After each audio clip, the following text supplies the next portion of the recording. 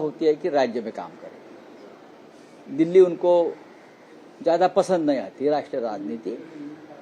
मेरे हिसाब से सिद्धरामैया जमीन से जुड़े हुआ नेता है, कर्नाटक के बहुत बड़े नेता है। जैसे महाराष्ट्र में हमारे वसंतदादा पाटिल थे, वसंतराव नाईक थे, ये लोग महाराष्ट्र में काम करना ज़्यादा पसंद करते थे। उसी तरह से सिद्धरामैया भी बहुत बड़े लोक नेता है। वो अपने राज्य में काम करना चाहते हैं, उनको दिल्ली की हवा पसंद नहीं है तो उनकी मर्जी। हाँ बोला। राहुल साहेब, आतापर्यंत सैन्याची जबाबदारी ही देशाच्या सीमांचं संरक्षण करणं ही होती, पण आता ही नवी जबाबदारी येऊन पार पडते। नीटच्या परीक्षांचे पेपर हे वायुदलामार्फत परीक्षा केंद्रावर पोहोचवले जातात। जो सगळा घोळ गेले 2 आठवडे देश पाहतोय, नीटचा जो घोळ आहे, लाखो विद्यार्थ्यांचं भवितव्य टांगणीला आहे। अनेकांनी नैराश्य कुठे आत्महत्या केलेली आहे। कालच मराठवाड्यामध्ये एका तरुणानं आत्महत्या केली, नीटच्या विद्यार्थ्यानं। महाराष्ट्रातले नव्हे देशातले असंख्य विद्यार्थी ज्याने नीटची परीक्षा दिली आणि देणार होते, त्यांच्यामध्ये डिप्रेशनची एक भावना निर्माण झालेली आहे। त्यांचं मानसिक संतुलन खराब झालेलं आहे, त्यांना आपल्या भविष्याची चिंता वाटते आणि याला सर्वस्वी जबाबदार देशाचे पंतप्रधान, देशाचे शिक्षण मंत्री धर्मेंद्र प्रधान आणि महाराष्ट्राचे मुख्यमंत्री सन्माननीय देवेंद्र फडणवीस। नीट पेपर फुटीचा जो अड्डा आहे, जसा दहशतवाद्यांचा हल्ला असतो, अड्डा असतो बालकोटला वगैरे, तिथे मग तुम्ही अटॅक केलात, काय कुठला अटॅक केला, सर्जिकल, तसे अड्डे पेपर लीक वाल्यांचे, नीटचे, केंद्रीय परीक्षांचे हे महाराष्ट्रात असावेत। आणि सुद्धा देवेंद्र फडणवीस यांच्यासारखा मुख्यमंत्री असताना, ज्यांना सर्व काही क्षणात कळतं आणि जे क्षणात निर्णय घेतात, ज्यांच्याकडे मिनिटाची माहिती येत असते, त्यांचं गुप्तचर खातं फार मोठं आहे, ते काय फक्त विरोधी पक्षांच्या लोकांवर पाळत ठेवण्यासाठी, त्यांचे फोन टॅप करण्यासाठी।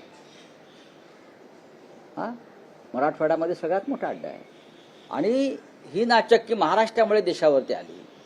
याची जबाबदारी राज्याचे मुख्यमंत्र्यांनी घेणं गरजेचं आहे। त्यांनी समोरून सांगायला पाहिजे, हो मी जबाबदार आहे। जसं काल केंद्रीय शिक्षण मंत्र्यांनी जबाबदारी घेतली, ठीक आहे, त्यांचा राजीनामा आम्ही मागतो, पण महाराष्ट्रामध्ये हे पेपर लीकचं सगळ्यात मोठं केंद्र आहे आणि जे लोक पकडले आतापर्यंत 8 महाराष्ट्रातून प्रमुख, हे सगळे भारतीय जनता पक्षाशी संबंधित आहेत। नीटचे प्रमुख कोण आहेत? प्रदीप जोशी। कोण आहेत? आरएसएसचे कडवट समर्थक आहेत, त्यांचा रेकॉर्ड पहा। प्रदीप जोशी महाराष्ट्रातले आहेत माझ्या माहितीप्रमाणे, आणि सगळ्यात भारतीय जनता पक्ष आणि संघ परिवारातल्या अत्यंत जवळच्या असल्याशिवाय त्यांना नीटच्या प्रमुखपदी नेमलंच जाऊ शकत नाही। हे सगळे पेपर सेट करणारे कोण आहेत? हे भाजपशी संबंधित लोक आहेत। त्याच्यामुळे पेपर लीक करणारे पण तेच लोक आहेत। याची जबाबदारी राज्याच्या मुख्यमंत्र्यांनी घेतलं पाहिजे। या देशातली एक परीक्षा तुम्ही घेऊ शकत नाही। एक परीक्षा तुम्ही काय देशाचं रक्षण करणार आणि नवीन पिढीचं भविष्य घडवणार, तरुण पिढीचं? तुम्हाला आर्मी आणावी लागते परीक्षा घ्यायला। आर्मीने काय काय काम करायचंय? आत्ताच मी भारतीय सीमांचा दौरा केला केंद्रातर्फे।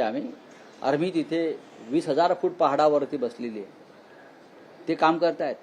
पाकिस्तान सीमेवरती आहेत, भूतान सीमेवरती आहेत, चीनच्या सीमेवर आहेत। आता काय त्यांना तुम्ही मागे बोलवून सगळ्यांना सीमा सोडून या, परीक्षा घ्यायच्या आहेत। हेडमास्टर मोदींचा आदेश आहे, डिफेन्स मिनिस्टरचा आदेश आहे, त्यांना तुम्ही परीक्षा घ्यायला लावणार? त्यांचं ते तुम्ही ते central reserve force, paramilitary force हे मतदानात येणार, मतदान पेट्यांचं रक्षण करणार। आता परीक्षा पेपर याच्यावर काम करणार, ही या देशावरती आलेली नामुष्की आहे, अपयश आहे। हे केंद्र आणि राज्य सरकारचं पूर्णपणे अपयश आहे। त्यांनी अपयश आधी स्वीकारलं पाहिजे। राव साहेब, इंधन तुटवड्यामुळे एका